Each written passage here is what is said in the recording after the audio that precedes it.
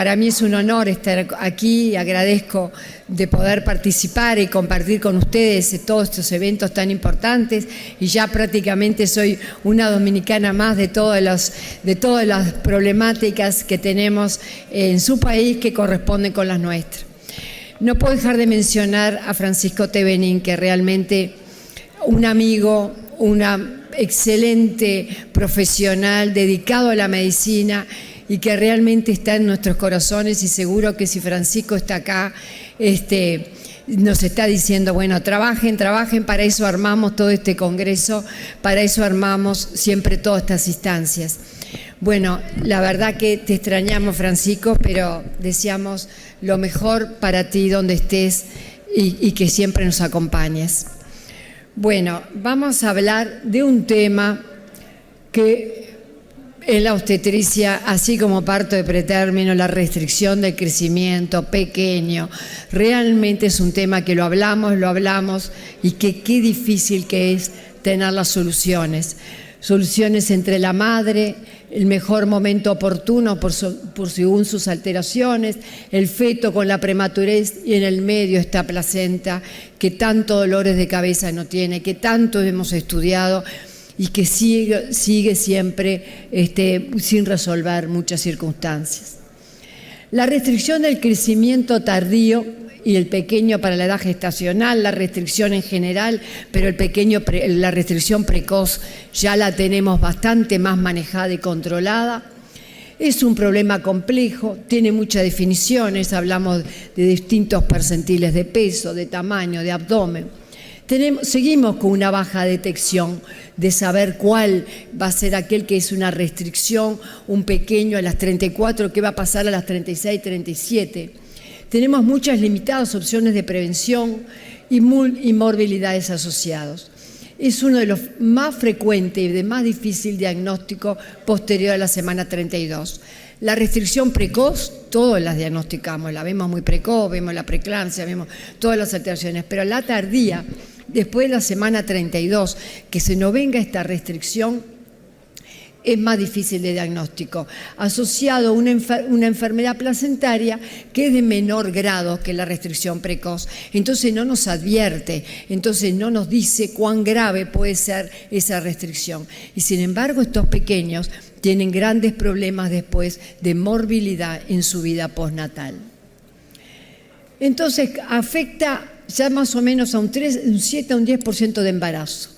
18% de las muertes son intrauterinas y tiene una mortalidad perinatal, el pequeño para la edad gestacional y la restricción tardía, de 10 veces mayor a la población general. ¿Por qué? Porque padecen hipoxia intraparto, porque padecen consecuencias intraparto y tienen un riesgo en la vida postnatal de 4 o 6 veces más adversos.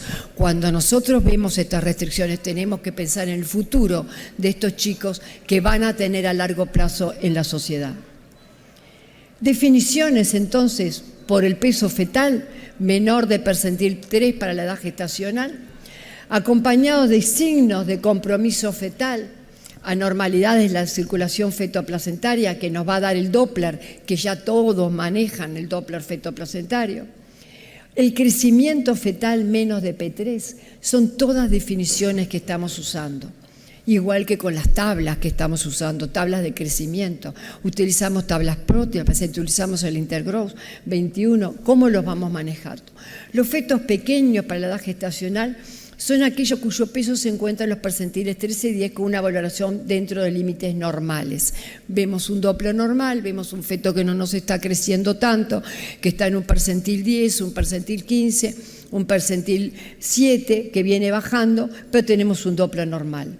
Tenemos pruebas de bienestar fetal satisfactorias y persistencia del crecimiento dentro de los mínimos percentiles durante la gestación.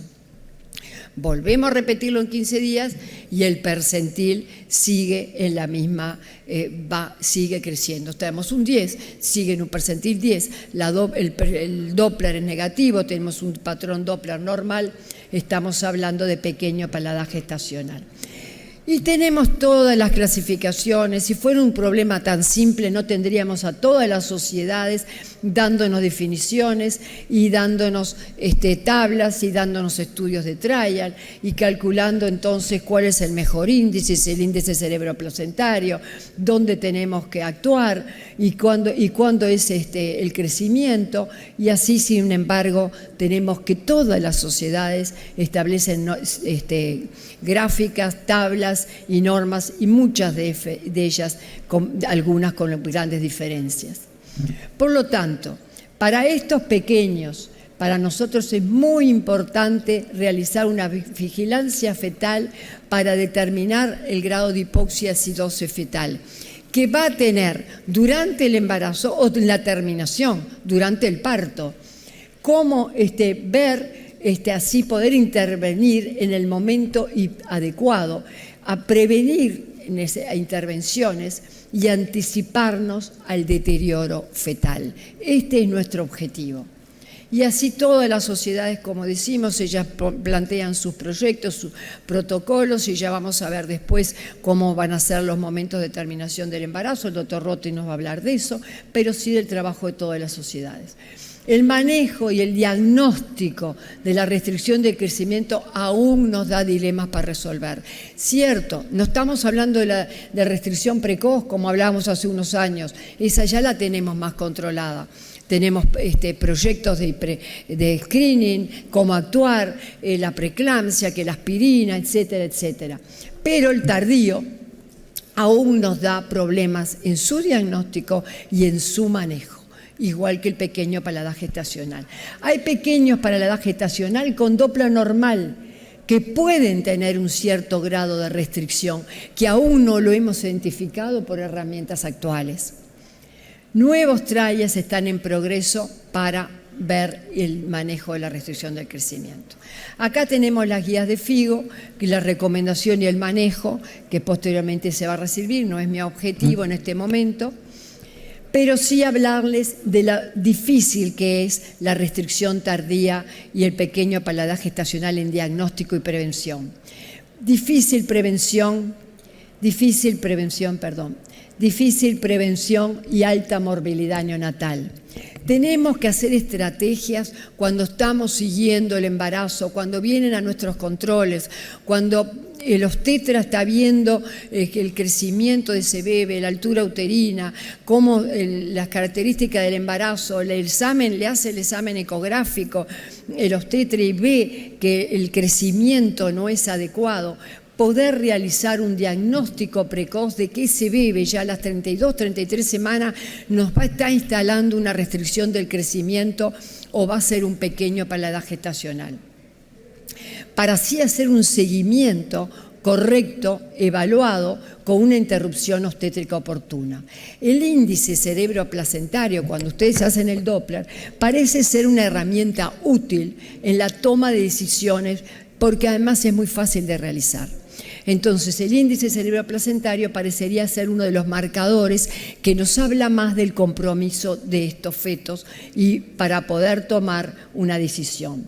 El impacto de la restricción del crecimiento a largo plazo es indudable. Sabemos todo lo que pasan con estos niños y las secuelas que pueden tener a largo plazo, las enfermedades del mundo adulto que ya se han hablado que son consecuencia de estas restricciones tardías. Entonces, muchas veces, además, estas restricciones tardías, estos pequeños, presentan complicaciones que son en el momento y que tenemos que tomar resolución. Tenemos que evaluar estos fetos en un total, ver el Doppler, ver la cantidad de líquido amniótico, los movimientos, poder ver toda la condición hemodinámica que tiene este feto que no está creciendo, que está en un percentil 3, pero estoy en 34 semanas, estoy con 1,7 kg, 1,8 kg, y tengo que saber cuándo tomo la definición y cuál es la mejor opción que tiene ese feto para futuro. La restricción que aparece tardía tiene características que no alteran el flujo en la arteria umbilical. Ustedes ya saben que cuando tenemos la restricción precoz, vemos una ausencia de diástole, vemos un flujo reverso precozmente, ya en las uterinas hay una preeclampsia, etcétera, ya no se está determinando. En cambio, acá el umbilical es normal. Los pequeños para la edad gestacional también son normales. La fisiopatología de la placenta es diferente. No tenemos una enfermedad placentaria tan importante como tiene el precoz, entonces tiene una hipoxia mínima, pero que no va a ser tan bien tolerada por ese feto. No hay una adaptación cardiovascular sistémica. Nosotros estamos haciendo grandes estudios cardiovasculares para ver la respuesta cardiovascular del feto intraútero. La tolerancia a la hipoxia de estos fetos es menor. Podemos tener un óbito rápidamente a las 34 o 35 semanas, por lo que tenemos que hacer un control adecuado. Se descompensan en cambios mínimos. No es como el precoz, que ya está acostumbrado a ese flujo placentario y la placenta ya es mala, ya vemos el Doppler y ya tenemos un diagnóstico. Estos fetos tienen peores resultados perinatales, por lo tanto deben diagnosticarse y tratarse a tiempo. Entonces tenemos que tener ya vimos que aquellos marcadores que nos van a indicar, marcadores biofísicos, marcadores biométricos y marcadores bioquímicos, son aquellos que nos van a dar las alteraciones para el pobre pronóstico obstétrico, alteraciones en el Doppler uterino, en la relación cerebroplacentaria, en el crecimiento. Todo esto son los marcadores biofísicos y biométricos que vamos a buscar en las ecografías. Es una patología de diagnóstico frecuente y presenta grandes tasas de muerte y mortalidad. Tenemos que pensar en las secuelas a corto y largo plazo, porque nosotros pensamos, bueno, está de 34 a 35 semanas, pero no, estos fetos tienen secuelas a largo plazo, tienen enfermedades en el mundo adulto, tienen más diabetes, tienen más hipertensión, pueden tener secuelas ya a corto plazo, pueden hacernos una hemorragia, un distrés respiratorio. No podemos evaluar completamente cómo va a ser su resultado. Es importante tener un adecuado diagnóstico, si bien es difícil, a tiempo, seguimiento estricto, basado en guías con el fin de prevenir complicaciones. Tengan guías en sus departamentos de maternidad para poder actuar, protocolos que ustedes puedan seguir para evaluar y poder definir las conductas y así poder evaluar cómo están marchando sus fetos, sus restricciones de crecimiento en cada maternidad. Como marcador biofísico del Doppler, la relación cerebroplacentaria sería el que actualmente mejor se correlaciona con los resultados perinatales adversos. Entonces tenemos que tener una propuesta de un protocolo de seguimiento de las restricciones tardías de los pequeños para edad gestacional, manejado en la clasificación de la restricción, brindada por la facilidad en cuanto a la toma de decisiones final a la gestación. Un Doppler identifica casos de restricciones adversos y nos va a dar la predicción de efectos de riesgo. Los pequeños para la edad gestacional que siguen creciendo en esos percentiles bajos, pero que siguen creciendo y tienen Doppler normal, también tenemos que ir controlarlos porque pueden instalar una restricción de crecimiento a las 37 semanas de embarazo. Marcadores biofísicos, ustedes lo conocen, el Doppler, no vamos a entrar, la relación cerebroplacentaria, la arteria cerebromedia, y bueno, acá tenemos una revisión de todo del índice cerebroplacentario como marcador, y fue el que mostró que tiene un potencial como herramienta de diagnóstico para reducir los resultados adversos, la muerte fetal y ayuda a reducir las tasas de mortalidad. Tenemos que realizar un Doppler completo, arteria cerebral media, ver la restricción, ver si se asocia, si se agrega una resistencia placentaria aumentada para poder establecer así un resultado adverso. Sabemos que tiene una especificidad diagnóstica de muerte fetal entre un 79 y 78%. Acá tenemos trabajos que nos habla de cómo el índice cerebroplacentario nos va a hablar sobre el pronóstico neurológico de estos bebés a largo plazo, cómo podemos, con el apoyo y la importancia que tiene de que ustedes realicen y tomen mucha conducta en lo que es el índice cerebroplacentario. Como conclusión, vemos entonces que los embarazos con restricción con lesión cerebroplacentaria menor a 1 tienen un riesgo significativamente mayor de retraso y de alteraciones en el desarrollo neurológico a 3 años de edad. Tenemos que seguir estos bebés y ver cómo es el futuro de ellos para ver la evidencia que nos da el Doppler anormal. Mucho mejor que la arteria umbilical sola, que como decimos muchas veces ni siquiera está alterada. Esto nos corrobora la importancia de evaluar el índice cerebroplacentario en las restricciones del crecimiento fetal. Entonces, la relación cerebroplacentaria es un predictor de la estadía de la restricción, de los bajos puntajes de Apgar, de cesárea, de sufrimiento fetal, etc. Tiene una sensibilidad para la detección de resultados adversos de un 70%, especificidad alta y un valor predictivo positivo de un 100% y negativo de un 26%. Por lo tanto, es un indicador más sensible y específico para la detección de resultados adversos perinatales como el mejor predictor de la arteria cerebral media. Tenemos marcadores bioquímicos. Yo no sé si en todos los países, porque para nosotros es caro, pero todos estos marcadores bioquímicos, el factor de crecimiento placentaria, la relación FILT y crecimiento placentaria, que tanto los vamos usando, es un buen marcador para predecir pequeño para la edad gestacional y si hay problemas tardíos a largo plazo. Entonces, insuficiencia placentaria latente, eso es lo que quiero que ustedes recuerden, lo que es la restricción tardía y pequeño para la edad gestacional, confirmada histológicamente recién postnatal, y tenemos marcadores bioquímicos como la reducción del factor de crecimiento placentario, que todo lo hablamos, en los pequeños para la edad gestacional, y la relación de la reducción del factor de crecimiento placentario y alterado en las restricciones tardías con las anomalías placentarias. Entonces, estas alteraciones placentarias que van a existir en los pequeños para la edad gestacional nos va a dar una insuficiencia placentaria latente que se nos manifiesta tardíamente.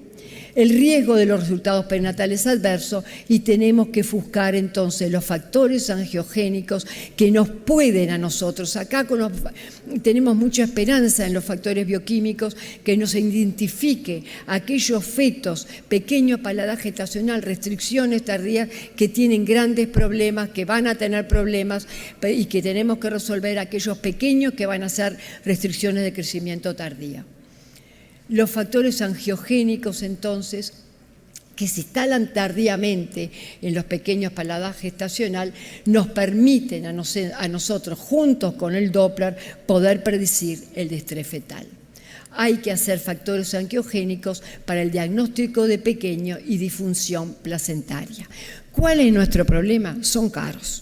Yo no sé ustedes, para nosotros son caros, en Uruguay son muy caros, entonces tenemos una restricción, si bien estamos tratando, y por eso es muy importante que la política de salud pueda apoyar todo esto, entiendan la importancia que tiene de tener un pretérmino, el costo que tiene no solo afectivo, sino económico y social para una población, frente a la realización de test que realmente permiten detectar la relación que va a tener el factor de crecimiento que va a ir disminuyendo por los problemas angiogénicos y relacionando con el FLT y la tirosina, que nos permite ver cómo se encuentra, poder predecir la calidad y lo que va a pasar en estas restricciones del crecimiento.